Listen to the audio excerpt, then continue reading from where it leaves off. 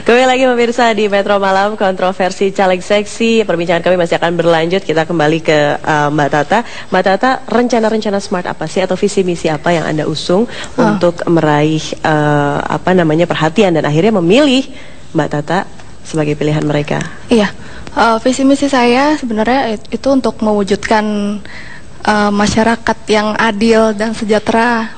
Adil dalam hal apa nih? Adil dalam hukum, contohnya kan banyak kasus-kasus hukum yang saya rasa itu kurang adil. Diskriminasi hukum gitu ya? Iya, karena saya rasa di negara kita ada 3 hal yang sebenarnya yang penting kita butuhkan. Itu kejujuran, keadilan, dan kesejahteraan. Oke, kasus diskriminasi hukum apa yang paling membuat Mbak Tata akhirnya memutuskan bahwa nggak bisa, ini Indonesia harus berdiri dengan keadilan hukum yang setara? Banyak masyarakat kecil yang cuma mencuri dihukum sama dengan orang yang melakukan kasus yang berat gitu. Kasus yang berat seperti?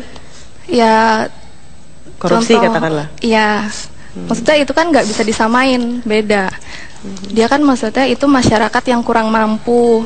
Terus mereka juga mungkin secara tidak sengaja, tetapi karena ada satu pihak yang memang kurang suka, akhirnya ya dia dipenjara juga. Ketidakadilan hukum di Indonesia, ya betul. Dan apa sebetulnya yang membuat Mbak Tata percaya diri bahwa apakah Anda bergerak di bidang hukum katakanlah, ataupun sebelumnya kuliah di jurusan hukum? Ya, saya memang kuliah di jurusan hukum. Di universitas? Di Sanggol. Oke, dan itulah yang membuat akhirnya Mbak Tata mengambil keputusan untuk Indonesia harus memiliki kesetaraan hukum. Harus. Oke, kalau Mbak Kamel sendiri? Kalau Kamel sih fokusnya karena di Jakarta ya, dan kalau seandainya jadi insya Allah kepengennya sih di Komisi 10. Kenapa yang mengurusi? Kebetulan Kamel adalah selain seniman ya, bisa penyanyi, pencipta lagu, dan juga Kamel itu mantan atlet taekwondo. Iya, nasional olahraga juga ya? Jadi Kamel tahu lah gimana rasanya sedihnya menjadi atlet. Kita sudah bawa nama baik daerah, tapi nothing gitu loh. Jadi intinya akan lebih concern atau lebih memberi perhatian ke Komisi 10 bagian olahraga, seni, dan semuanya. Olahraga, seni, seni dan budaya, pariwisata. Contoh konkretnya apa? Apakah memberikan ya tugas DPR adalah yang jelas kita adalah menyambung lidah rakyat. Ya, kita tidak disuruh memasak, mencuci, dan sebagainya di sana. Kita memperjuangkan rakyat kok, gitu, bukan memperjuangkan satu pemimpin dan sebagainya. Cara memperjuangkannya seperti? Ya, dengan cara kita masuk di dalamnya dan juga kita melakukan yang terbaik apa yang mereka butuhkan. Tugas-tugas DPR yang membuat undang-undang untuk lebih konsen kepada hak-hak masyarakat. Hak-hak masyarakat. Terutama tadi atlet. Di Komisi 10. Oke, katakanlah saya atlet. Saya berasal dari daerah kecil bernama Cimahi. Saya tidak punya uang. Mana orang bisa tahu bahwa saya adalah memiliki talent di bidang taekwondo. Apa yang akan Mbak Kamel lakukan? Kalau Kamel gini, kan Mbak punya talenta, sudah memberi nama bangsa yang begitu hebatnya, tetapi kan dikatanya sih, dijanjikan akan apabila nggak jadi atlet lagi bisa memang seperti itu, misalnya bisa kerja di bank, misalnya di bank daerah tersebut, ataupun apabila ingin menjadi masuk koalisi dia ada kelebihan khusus seperti itu, akan bisa gampang lah masuk ya, misalnya masuk bank atau kerja di mana aja. Tapi kenyataannya nggak ada. Oke, jadi kenyataannya nggak ada. Atlet ya, keadilan bagi para atlet dan atlet seniman juga. Contohnya mungkin seni-seni kita, budaya kita yang dicuri bangsa lain. Nah, itu yang harus kita pertahankan. Kita cuma bisa menciptakan, tapi tidak bisa mempertahankan. Nah, jadi untuk itu kita hadir di sini karena memang yang Kamel rasa selama ini yang mungkin yang memimpin nggak tahu ya dia paham atau tidak, tapi tidak punya dasar, dia tidak memahami, tidak merasakan. Kamel udah pernah merasakan, Kamel memperjuangkan untuk teman-teman Kamel.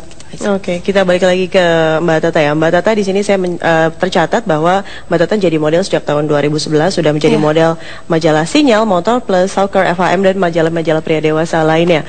Nah, seperti yang tadi saya tanya, apakah ini menjadi beban tersendiri untuk Mbak Tata dan ingin membuktikan bahwa model majalah pria dewasa juga ternyata bisa berpolitik atau bahkan digunakan saja sebagai alat kampanye? Ya memang banyak orang berpandangan kan, tadi saya bilang negatif. Ini model majalah dewasa bisa apa sih?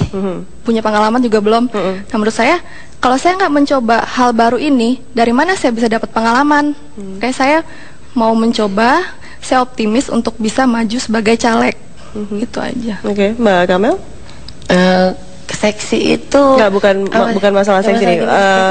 Gini, Mbak Kamel ini kan adalah caleg PKPI nomor 3 di Dapil DKI Jakarta 2. Katakanlah begitu banyak saingan lainnya, di antaranya ada Wakil Ketua MPR Melanie Lemena Suharli. Mereka begitu sudah matang di dunia politik. Apa yang Mbak Kamel yang membuat Mbak Kamel percaya diri akhirnya dengan bermodalkan concern dengan seni, dengan olahragawan tadi akhirnya mau? Jujur gini ya Mbak, kita ini memang dibanding mereka kita apa sih untuk dunia politik ya, kita memang tidak sehebat mereka, tapi dengan kepolosan kita, dengan hati bersih kita ini loh, kita pengen maju untuk apa ya, untuk ya kita yang jelas nggak akan korupsi yang namanya kayak gitu, karena kita udah capek jenuh cuma ngelihat doang di TV. Kok mereka korupsi terus sih. Coba deh kita yang benar-benar apa ya, inilah apa adanya, kita pengen bela rakyat dengan kadang-kadang Mbak, dengan kepolosan, dengan kebersihan hati, Kamel rasa itu jauh lebih ikhlas kalau bela rakyat ketimbang orang-orang pintar yang bisanya minter-minterin orang. Minter-minterin orang.